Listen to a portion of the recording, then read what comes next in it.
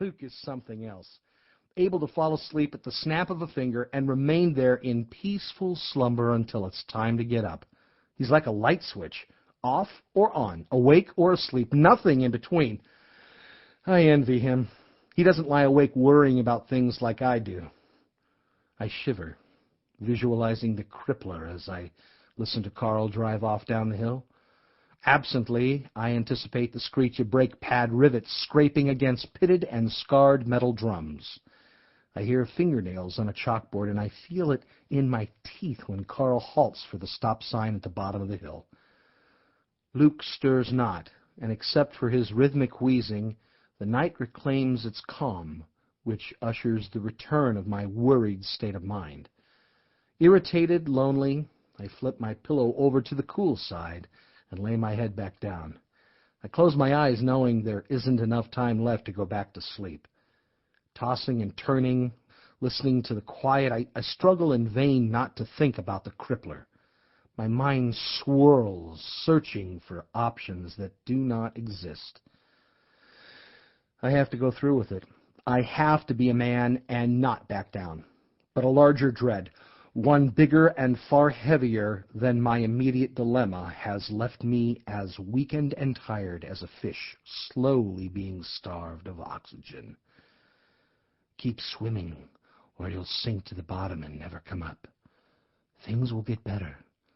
I keep telling myself, but I feel like I am being tricked or duped by something I can't see, a dark and dangerous foe, one who follows no rules, observes no code, intends me great harm, and takes pleasure in my suffering.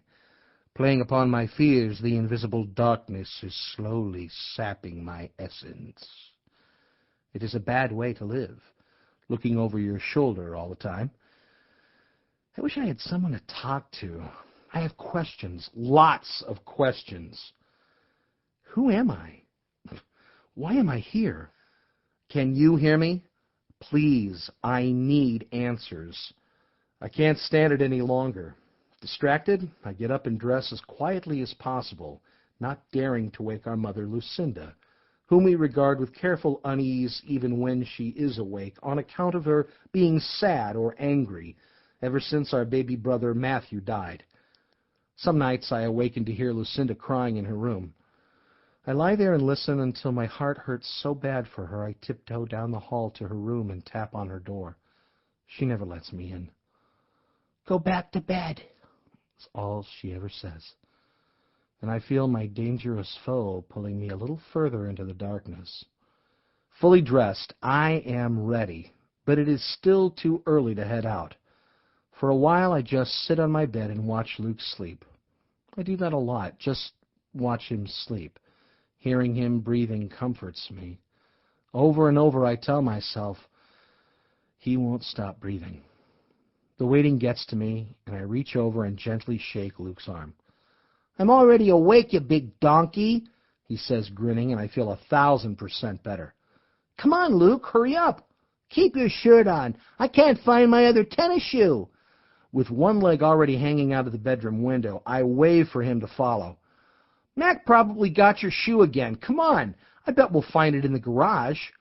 Mac is asleep at the foot of my bed. His ears twitch at the mention of his name, and he lifts his head. He's mildly annoyed that we are once again stealing out into the night.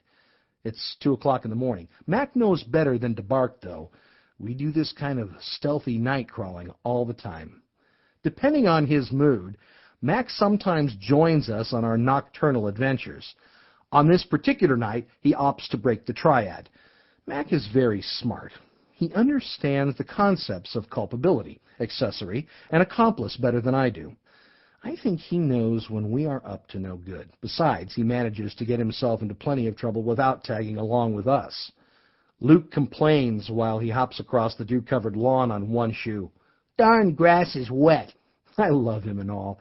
In fact, he is my best friend, but sometimes Luke can be a royal pain in the rump. I tell myself all little brothers are annoying sometimes. Opening the side door to the garage, I pull up as hard as I can on the doorknob to silence the squeaky hinges. Garage smells wafting in the blackness. Grease and turpentine mixed with the fragrance of fermenting grass on the old push-mower fill my nose as I step through the doorway.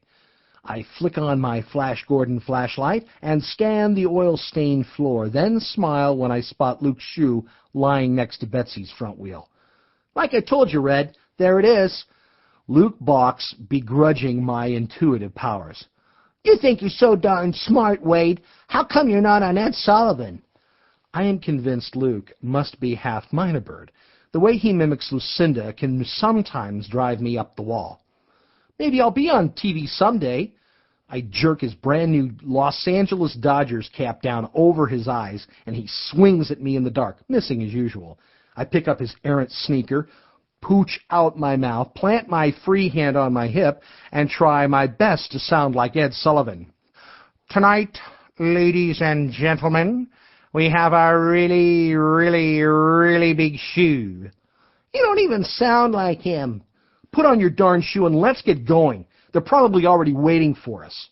Luke methodically makes a bow with an overlong lace as I train the flashlight beam on his foot. He is only 6 years old and has yet to fully master the art of shoe tying. I wait patiently for him to finish. I have learned not to rush or badmouth his handiwork unless I am up for contending with his prickly temper. The opposite of me, the blond, blue-eyed, reserved older brother, Luke isn't the least bit shy about expressing himself. He is a red-headed firecracker, and making him mad is not a good idea at this moment. If he makes a ruckus, we're sure to be discovered. Back in the yard, we both jump when Mac materializes in front of us.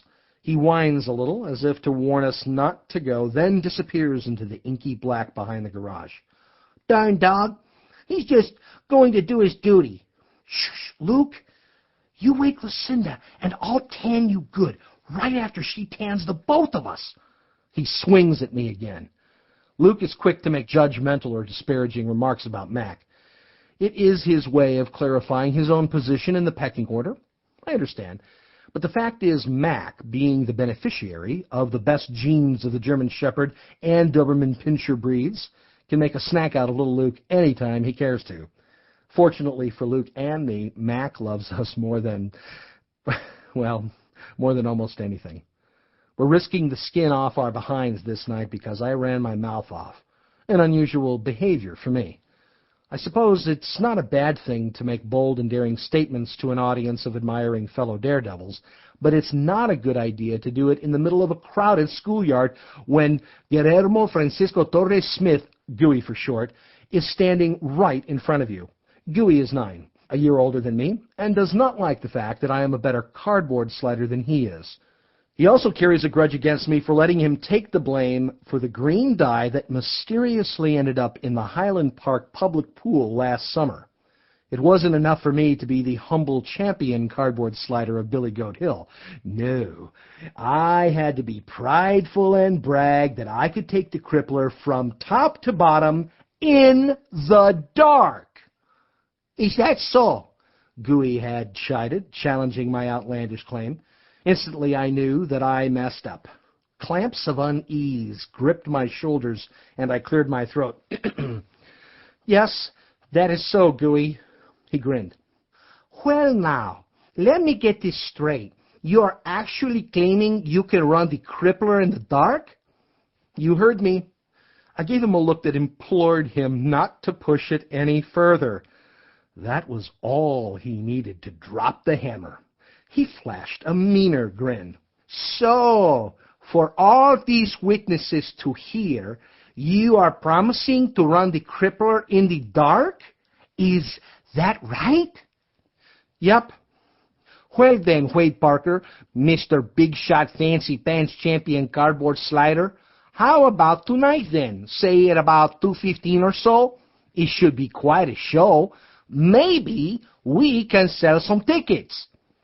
Sensing the brewing of something big, more kids had quickly gathered around us. Some of them were Billy Goat Hill regulars, and just like that, the cards were on the table. It was not possible for me to back down. "My old man's out of town again," I said with a measure of thespian couth.